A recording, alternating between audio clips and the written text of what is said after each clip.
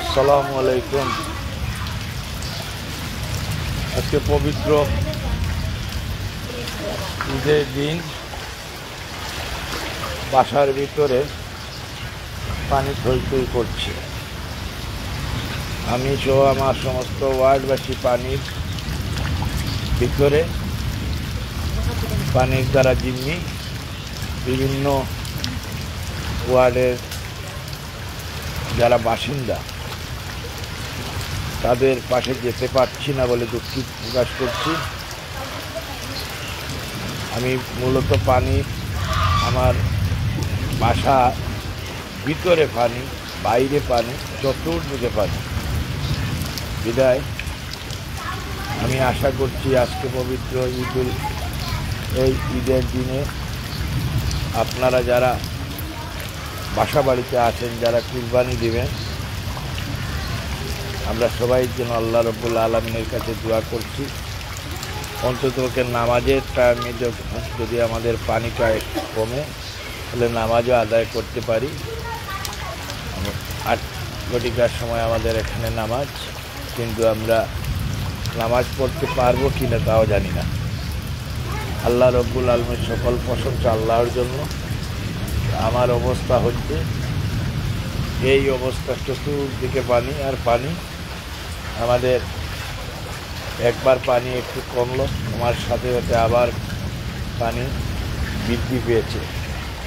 আমরা দেখেছি main road চৌকিদিঘি থেকে শুরু করে প্রত্যেকটা গল্লিতে পানি, এবং বাদাম বাগিচা শুরু করে সব জায়গায় শুধু পানি আর পানি। আমার মনে হয় সমস্ত সিলেট মহানগরেই পানি অবস্থান করছে, এবং আল্লাহ রাব্বুল আলামিন মুষল দ্বারা বৃষ্টি হচ্ছে। আমি সকলের কাছে দোয়া চাচ্ছি, এবং আল্লাহ রাব্বুল আলামিন যেন সকলকে রক্ষা করেন।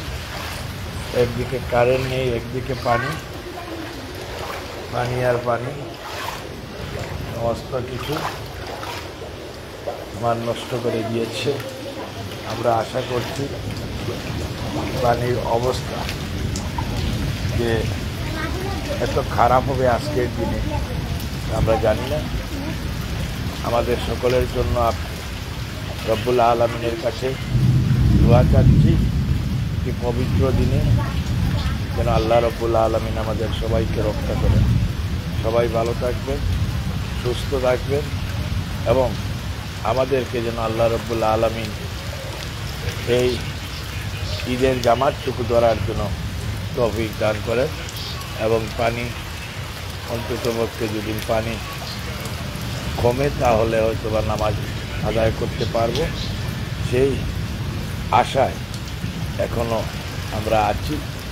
ইনশাআল্লাহ আল্লাহ আমাদের সবার সহায় হোক, এবং আমি একজন জনপ্রতিনিধি হিসাবে আমার ওয়ার্ডবাসী এবং নগরবাসী সবাইকে অন্তত দোয়া করছি এবং দোয়া চাচ্ছি যেন আমাদেরকে আল্লাহ রব্বুল আলামিন এই পবিত্র দিনে যেন আমাদের নামাজ আদায় এবং আমাদের কুরবানিটুকু দেওয়ার তৌফিক দান করেন, এবং পানিগুলো যাতে আমাদের অন্তত এই জায়গার থেকে, বাসা বাড়ির থেকে পানিগুলো যাতে কমে যায়, সেই দোয়া চাচ্ছি সবার কাছে। আসসালামু আলাইকুম, ঈদ মোবারক।